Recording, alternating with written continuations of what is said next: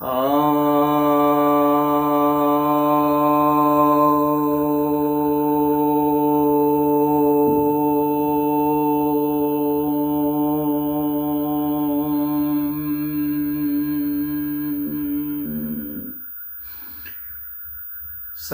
भक्तजनों को सप्रेम नमन। भक्तों, आज मैं आपकी एक जिज्ञासा का समाधान लेकर आया हूँ। एक जिज्ञासा आई है कि सनातन धर्म में सबसे पवित्र संख्या कौन सी है और क्यों है।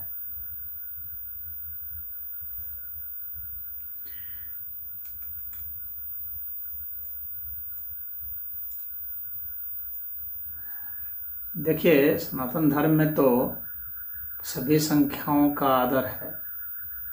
सारी संख्याएं जो है ईश्वरीय है।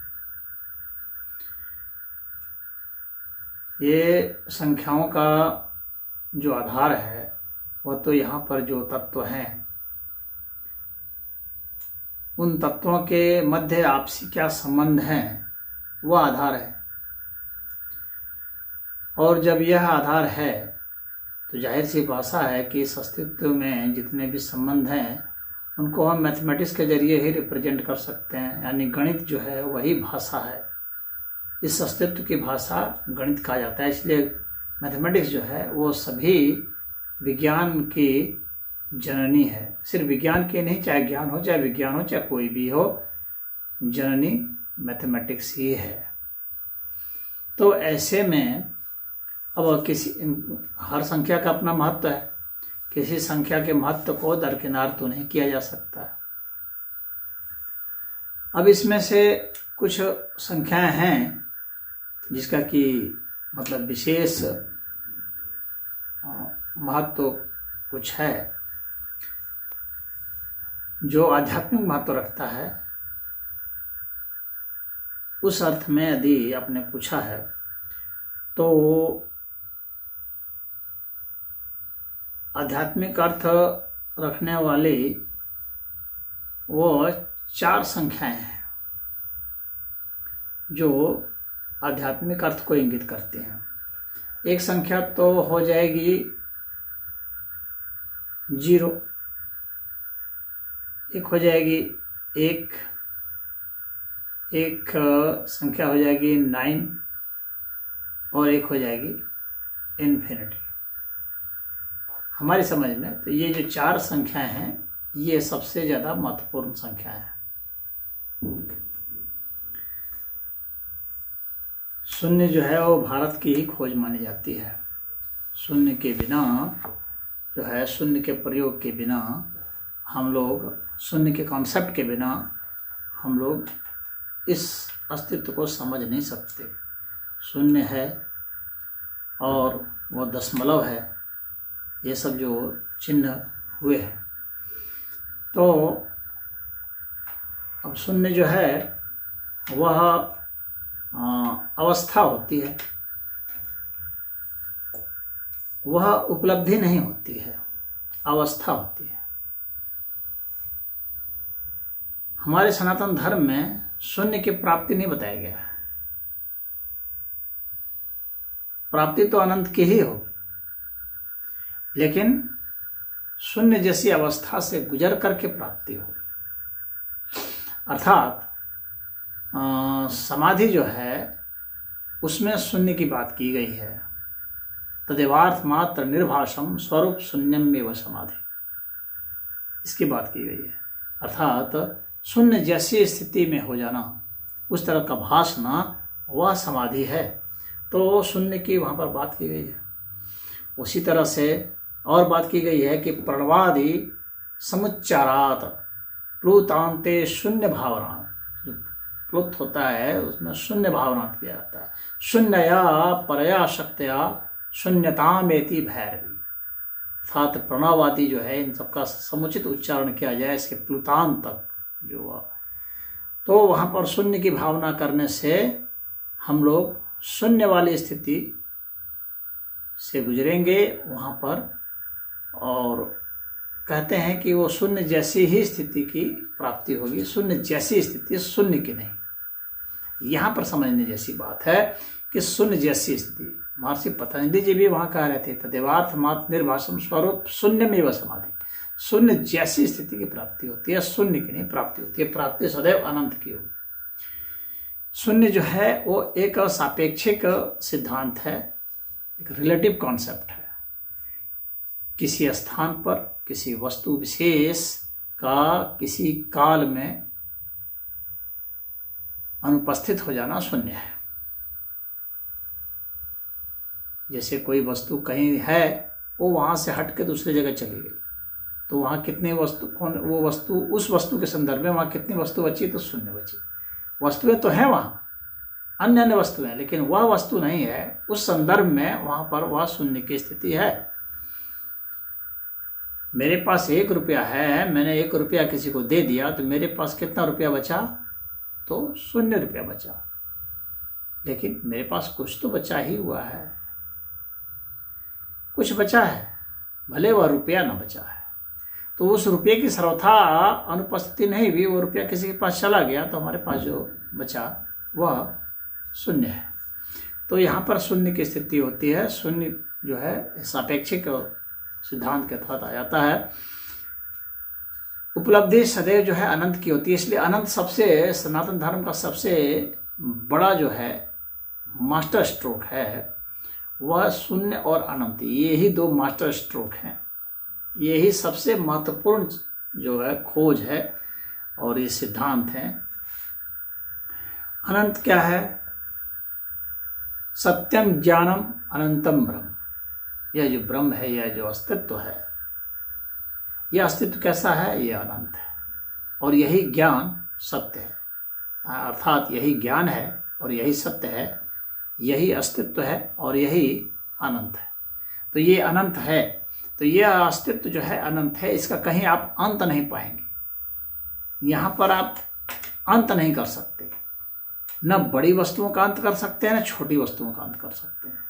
यानी आप बेसिक एलिमेंट पर नहीं जा सकते जो कि इन्फिनिटी से लेस हो या मोर हो, और मोर में आप जो है किसी ऐसे मोर पर यानी किसी ज़्यादा पर आप नहीं जा सकते जो इन्फिनिटी से ज़्यादा हो या लेस हो। ये समझ लीजिए। यानी आप किसी भी वस्तु को अगर विभाजित करते जाते हैं तो आप ऐसे नहीं पहुंच सकते कि आप ले लीजिए मैं फाइनल पॉइंट पर पहुंच गया, अब यहाँ से जो है अब ये विभाजित नहीं होगा और यह जो फाइनल पॉइंट जो हम पहुंचे हैं वह अमुक चीज़ है, ऐसा नहीं कर सकते। वह जो फाइनलिटी होती है जो आपकी विभाजन करने के बाद भी, तो वह भी इन्फिनिटी ही होती है, वह भी अनंत ही होता है। उसको विभाजित करते करते आप अंत नहीं कर सकते, विभाजित होते होते अनंत हो जाएगा, सूक्ष्मता में भी और विराटता में भी। जैसे आपने को तोड़ा, तोड़ते तोड़ते गए एटम तक गए, फिर जो है एटम के जो सब एटॉमिक पार्टिकल्स तक गए, आप जो है इलेक्ट्रॉन प्रोटॉन न्यूट्रॉन तक चले गए, फिर क्वार्क वगैरह में चले गए, और जो जो पार्टिकल्स जो है वैज्ञानिकों ने सोचे हैं, निकाले हैं, उन किसी पर भी चले जाएंगे, वो फाइनल नहीं होगा। फाइनल तो इन्फिनिटी ही है, उसी को पूर्ण कहा गया है। ओम पूर्णमिदः पूर्णमिदं पूर्णात् पूर्णमुदच्यते पूर्णस्य पूर्णमादाय पूर्णमेव वशिष्यते। वह पूर्ण है, उस पूर्ण से जो भी निकलता है वह पूर्ण ही होता है, और निकलने के बाद उस पूर्ण से जो निकलने से बाद जो बचता है वह भी पूर्ण ही होता है। अर्थात सिर्फ इन्फिनिटी ही इन्फिनिटी है। तो कोई भी जो संख्या आप लेते हैं 1 2 3 4, इन संख्याओं के मध्य में भी जो है अनंत संख्याएं हैं। संख्याओं को आप लिमिट नहीं कर सकते, आप ये नहीं कर सकते कि यह यहाँ पर अंत कर गया। तो हम एक इस तरह से समझने के ही अर्थ में 1 2 3 4 संख्या लेते हैं, अन्यथा यहाँ पर निरंतरता है। और ये जो संख्याओं की गिनती हम लेते हैं तो उसके बीच में एक स्पेस लेते हैं, स्पेस के कारण हम चीज़ों को अंतर कर पाते हैं कि यहाँ ये है, अब यहाँ स्पेस आ गया तो अब ये दूसरी चीज़ हो गई, तीसरी चीज़ हो गई, इस तरह से हम लोग गिनती करते हैं। तो यह जो है अनंत जो है वही सबसे बड़ी उपलब्धि है, सबसे बड़ा ज्ञान है। उससे बड़ा और कोई ज्ञान संभव है ही नहीं, चाहे विज्ञान से देखेंगे तो, चाहे मैथमेटिक्स से देखेंगे तो, चाहे अध्यात्म से देखेंगे तो, फिजिक्स से देख लें तो, बायोलॉजी से देख लें या किसी भी क्षेत्र से देख लेंगे, आप उस अनंत से बड़ी यूनिट, बेहतर यूनिट आप नहीं पा सकते। इसलिए सबसे बड़ी चीज़ जो है वो अनंत है। लेकिन इस अनंत को आप कहाँ पाते हैं? क्या इस अनंत को आप पा लेते हैं? नहीं पा सकते, क्योंकि अनंत को पा लिए तो अनंत रहेगा कहाँ? तो अनंत को पा नहीं सकते हैं। तो अनंत जो है सिर्फ एक कंजेक्चर होता है, एजम्पशन होता है, और हमारा एक कैलकुलेशन, डेरिवेशन जैसा हो जाता है। आप बस समझ सकते हैं, एक अगर आप बहुत ब्रिलियंट माइंड के हैं तो समझ सकते हैं, और अध्यात्म में आप फील कर सकते हैं। तो जब फील करते हैं तो उस वक्त भी आप अनंत ही हो जाते हैं, यानी आप नहीं रह जाते हैं, अनंत ही रह जाता है। अनंत ही अनंत को फील करता है। तो इसलिए अनंत जो है सबसे महत्वपूर्ण है। तो जीरो अवस्था से चल करके अनंत अवस्था तक पहुंचते हैं। जीरो है सापेक्षिक, और अनंत जो है वह तो पूरे अस्तित्व को रिप्रेजेंट करता है। जीरो की वैल्यू यही है कि किसी में आज देते हैं तो उसकी वैल्यू जो है वो उतने टाइम्स बढ़ती जाती है। 1 के आगे लगा दें तो 10 टाइम्स हो गया, उसके आगे लगा दें तो फिर 10 टाइम्स उसका हो गया, यानी 100 टाइम्स हो गया। इस तरह से उसको बढ़ते रहता है। और जानते हैं कि जीरो से इनटू कर देने पर फिर जीरो ही हो जाता है। ये जीरो की खासियत है। और जब जीरो से डिवाइड कर देते हैं तो वह जो है हम लोग को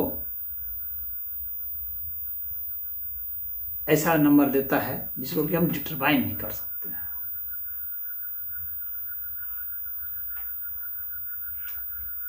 तो यह जो है, इसीलिए ये शुद्ध माना जाता है, पवित्र माना जाता है जीरो, और अनंत भी पवित्र माना जाता है। अब आते हैं एक की संख्या पर। कहीं काउंटिंग की जो वास्तविक शुरुआत जो है तो वो तो एक से ही होती है। किसी की पहचान जो है वो एक से ही होती है, इसलिए एक का भी महत्व है। एकमेव अद्वितीयम, वह अपने आप में अकेला एक जैसा ही है। यानी अगर हमें सिर्फ को, इस अनंत को बतलाना है तो बिना कन्फ्यूजन के, तो उसको हम सिर्फ के रूप में बताते हैं कि सिर्फ हुआ है, वह है। तो ओम तत्सत, उसको कहते हैं कि वह है। तो वह कौन है? वह है। तो वह कैसा है? वह अपने आप में अकेला है। एकमेव अद्वितीयम, वह अपने आप में अद्वितीय है, विलक्षण है, दूसरा उसके जैसा नहीं है। तो वहाँ पर एक का महत्व होता है। तो एक जो कुछ भी है वह अपने आप में अनूठी चीज़ है। कोई भी चीज़ जो होती है, एक जो होती है, वह अपने आप में अनूठी होती है, विलक्षण होती है, फिर उसके जैसा फिर कोई दूसरा नहीं होता। अर्थात हम कितना भी अच्छा से नकल कर लें किसी भी चीज़ का, वो एग्जैक्ट रेप्लिका नहीं होता। इसलिए वह विलक्षण है, इसलिए वह भी नंबर पवित्र है। एक जो है, जो भी चीज़ आप ले लें उसके जैसा फिर आप नहीं ला सकते। अर्थात कोई यहाँ बराबरी की बात नहीं होती है, इक्विवेलेंस नहीं होता है, वह विलक्षण होता है। इसीलिए अद्वितीय कहा गया है। वह विलक्षण है, बराबरी उसके जैसा नहीं होता है। आप एक ही टाइप के 2 कलम बना सकते हैं फैक्ट्री में, लेकिन वे 2 कलम वास्तव में एक जैसा नहीं होंगे, यानी पूर्ण रूप से वो इक्विवेलेंट नहीं होंगे। एक जैसे दिखने में लगते होंगे, छूने में भी लग सकते हैं, सूंघने में भी लग सकते हैं, लेकिन एक जैसे होते नहीं हैं, कभी नहीं हो सकते। कोई भी 2 चीज़ जो है एक जैसी नहीं हो सकती। अर्थात एक जो भी होगा वो विलक्षण ही होगा अपने आप में। इसलिए यदि आप जो भी हैं, जैसा भी हैं, आप अपने आप में विलक्षण हैं। आपका कोई भी रेप्लिकेशन नहीं हो सकता है, आपके जैसा कोई होगा ही नहीं, किसी भी हालत में नहीं हो सकता जो कि एग्जैक्टली आपको बिल्कुल आपसे मिलता हो, आपके जैसा हो, ऐसा नहीं होगा कोई। तो हर व्यक्ति को विलक्षण बनाया गया है। हर व्यक्ति अपने आप में विलक्षण है, क्योंकि परमात्मा का अंश है, इसलिए यह विलक्षण है हर व्यक्ति। तो वह जो एक है वह अपने आप में विलक्षण होने के कारण ही उसकी गिनती में उसका महत्व होता है। तो उसके जैसा जैसा होने के कारण भी हम लोग उसका एक ग्रुप बना लेते हैं, एक वर्ग बना लेते हैं, वर्गीकृत कर लेते हैं, तो हम कह सकते हैं कि जैसे एक जैसे ही कई कलम हो गए, एक जैसे ही कई आदमी हो गए, एक जैसे कई औरतें हो गई, एक जैसे कई वृक्ष हो गए, एक जैसे कई तारे हो गए, यानी एक जैसे कुछ कर लेते हैं। लेकिन होता हर अपने आप में अकेला ही होता है, विलक्षण होता है, उसके जैसा नहीं होता है। इसीलिए एक का बहुत महत्व होता है, उस एक को समझने की जरूरत होती है। और हर एक को अपना इतना स्वाभिमान रखना चाहिए कि वह अपने आप में विलक्षण है, वह किसी से न कम है न किसी से ज़्यादा है, यह समझने की जरूरत है। वह किसी के बराबर भी नहीं है। बहुत लोग अब जब ये है ना बराबरी का दावा करते हैं, यह सही नहीं होता है, क्योंकि बराबर हम लोग हैं ही नहीं, विलक्षण अवश्य है। हर व्यक्ति विलक्षण है अपने में, लेकिन बराबर नहीं है। हमारी ही दो आंखें बराबर नहीं होती, हमारे दो कान बराबर नहीं होते, कोई भी चीज़ जो है ना, हमारी दो कोशिकाएं बराबर नहीं होती, हमारे दो जीन बराबर नहीं होते, बिल्कुल बराबर नहीं हो सकते, उसमें कुछ ना कुछ अंतर आएगा। और सबसे ज़्यादा बड़ा अंतर तो आपको उसके पोजीशनिंग में दिख जाएगी। एक दूसरा पोजीशन एक्वायर किया हुआ है, एक और एक दूसरा पोजीशन एक्वायर किया हुआ है, तो पोजीशनिंग में भी फर्क आ जाएगा, उसके कंपोजिशन में फर्क आ जाएगा, उसके कॉन्स्टिट्यूएंट्स में फर्क आ जाएगी, उसकी गति में फर्क आ जाएगा, उसके मूवमेंट में फर्क आ जाएगा, रोटेशन में फर्क आ जाएगा, उसके स्ट्रेंथ में फर्क आ जाएगा, फोर्स में फर्क आ जाएगा। फर्क तो आना ही आना है, वो एक संभव ही नहीं है किसी भी हालत में। किसी पर भी आप अप्लाई करके देखेंगे, दो इलेक्ट्रॉन भी होगा तो एक जैसा नहीं होगा। तो इसीलिए एक बहुत विलक्षण है, इसलिए काउंटिंग में एक है, इसलिए यह भी पवित्र माना जाता है। और यूं तो बाकी 2, 3, 4 ये सारे 5, 6, 7, 8 सब हैं अपने आप में विलक्षण, लेकिन एक विलक्षण है वास्तव में। और इसमें कोई अंधविश्वास जैसी कोई बात नहीं है, एक की विलक्षणता सिद्ध होती है। उस एक के आधार पर ही बाकी सारी ग्रुपिंग है, बाकी सारे कंपोजिशंस हैं, बाकी सारे एडिशन, मल्टीप्लिकेशन, सब्सट्रैक्शन या जो भी आप करते हैं, जोड़ घटाव गुना भाग और स्क्वायर रूट क्यूब रूट जो भी आप करेंगे वो सब एक पर ही आधारित है। तो इसलिए एक का इतना महत्व है, 0 पर आधारित है। लेकिन ये जितनी भी संख्याएं हैं, इन सब का आधार वास्तव में अनंत है, क्योंकि अनंत के अंतर्गत ही ये सारे, अनंत के बाहर ये नहीं कर सकते। इनकी सारी गतिविधियां अनंत के तहत है, तो अपने आप में ये अनंत के पार्ट है। अब इसके बाद फिर जो आता है वह एक जो विलक्षण आता है, वह 9 नंबर आता है। 9 नंबर रहस्यमयी नंबर है। जैसे अनंत भी रहस्यमयी, सबसे रहस्यमयी तो अनंत है, लेकिन जैसे अनंत रहस्यमयी है, 0 रहस्यमयी है, उसी तरह से 9 भी रहस्यमयी है और 1 भी रहस्यमयी है। तो 9 को भी समझना बहुत जरूरी है।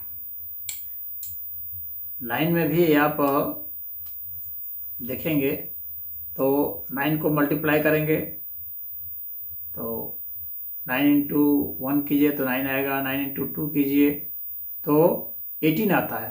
लेकिन 18 का भी जो है, इसका भी जब हम मूल निकालते हैं तो इसका मूल भी 9 आता है। 8 + 1 9, इस तरह से मूल निकाला जाता है सबको जोड़ करके। 3 से इंटू करेंगे तो 27 हो गया, तो 2 + 7 हो गया 9। इस तरह से हम लोग जब इस सबका मूल निकालेंगे, बेस निकालेंगे, तो जो हम लोग को बेस वैल्यू मिलती है वो 9 ही मिलती चली जाती है। यह एक बहुत ही विलक्षण बात होती है 9 में। और इसके बाद आप जितनी भी संख्या लेते हैं, आप उसको जो प्रकृति ने जिन संख्याओं का प्रयोग किया है, जैसे कि मान लीजिए कि हम लोग इसको 1 कहते हैं, 1 को डिवाइड कर देते हैं तो 2 हो जाता है, 2 को डिवाइड कर देते हैं तो 4 हो जाएगा, 4 को डिवाइड कर देंगे तो 8 हो जाएगा, फिर 16 हो जाएगा, 32 हो जाएगा, 64 हो जाएगा। तो आप ये जितना भी आप इसको करते जाएंगे, उसको दोहराते चले जाए तो आप देखेंगे कि ये जो है ये 9 नहीं आ रहा, और कोई नंबर तो आ जा रहा है। इसका मतलब बेसिक रूट जो है, बेसिक नंबर जो है वो 9 नहीं आ रहा।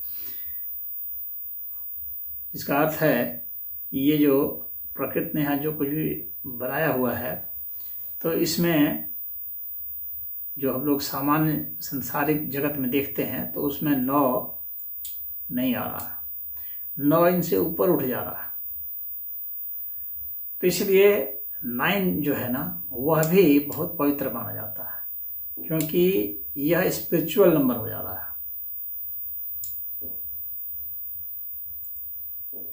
स्पिरिचुअलिटी क्यों? क्योंकि जितने भी प्रकार के हम लोग रिलेशंस यहाँ देख रहे हैं इस संसार में, उसका जो हम लोग जो बेसिक नंबर निकालते हैं तो उसमें 9 नहीं आ रहा है।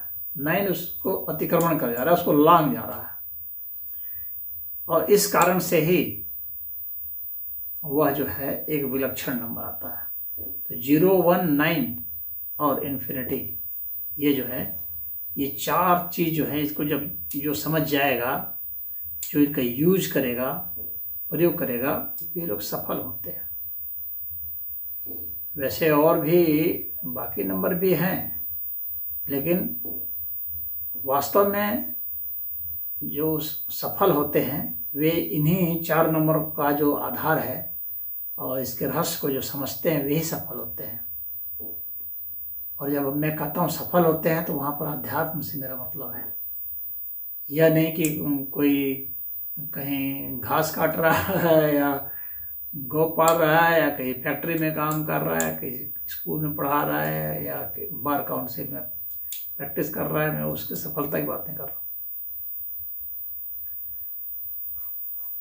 मैं आध्यात्मिक सफलता की बात कर रहा हूँ। और आध्यात्मिक सफलता का रहस्य जो जानेगा वो फिर अपना जो ये समाज सामान्य संसार है इसमें भी सफल हो जाएगा, क्योंकि उसने जो समय का आधार है उसको पकड़ लिया, समझ लिया, उन अवस्थाओं को समझ लिया, पकड़ लिया।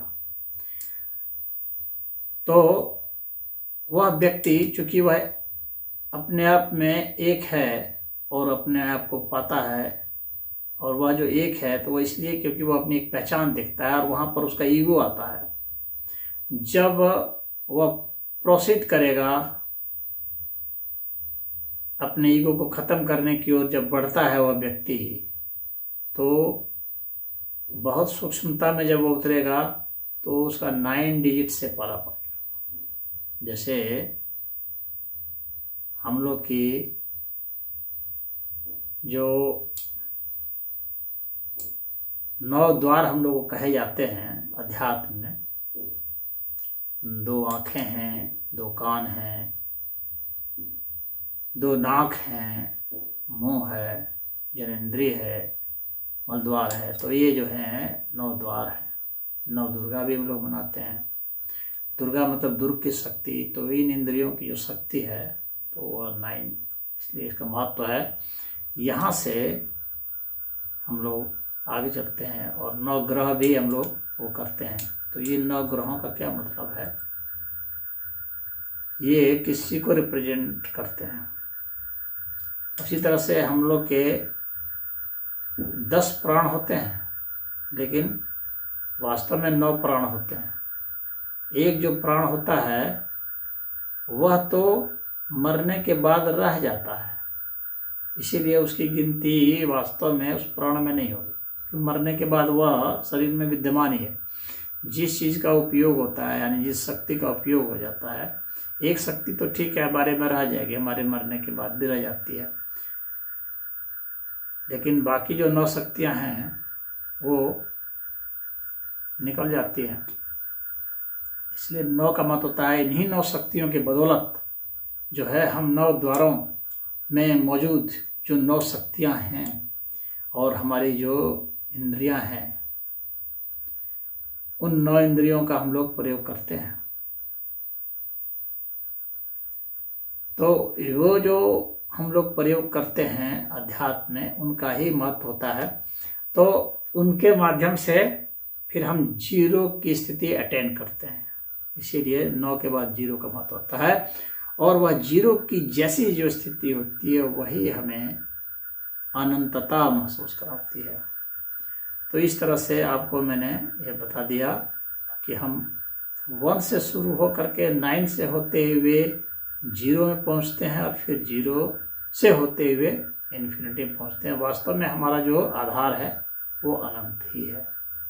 0 तो एक ट्रांजिशन फेज आता है जब हम इस संसार को, जो कि रिलेटिव है, किसके रिलेशन में है, रिलेटिव है, तो ये परमात्मा के संदर्भ में यह रिलेटिव है, उसके संदर्भ में यह सापेक्ष है, तो वहाँ से हम अतिक्रमण करके प्रवेश करते हैं। मुझे उम्मीद है कि इसको आप समझ गए होंगे। इन 4 संख्याओं को, मेरी समझ में ये 4 संख्याएं महत्वपूर्ण है। वैसे कुछ लोग 6 को भी मानते हैं, तो 3 को भी मानते हैं, मतलब उसको थोड़ा सा हायर स्टेज मानते हैं। 4, 5, 2, 7, 8 से महत्वपूर्ण मानते हैं 3, 6 को, और उसके बाद मानते हैं उसके ऊपर 9 को, लेकिन वे रीजन नहीं जानते हैं कि क्यों महत्वपूर्ण है ज़्यादा। 9 महत्वपूर्ण है निसंदेह। 3 भी हैं, 6 भी हैं महत्वपूर्ण, लेकिन वास्तव में जो सबसे पवित्र संख्या अगर है तो जो सबसे मेन जो स्टेजेस हैं वो यही है 1, 9, 0 एंड इन्फिनिटी। हरि ओम।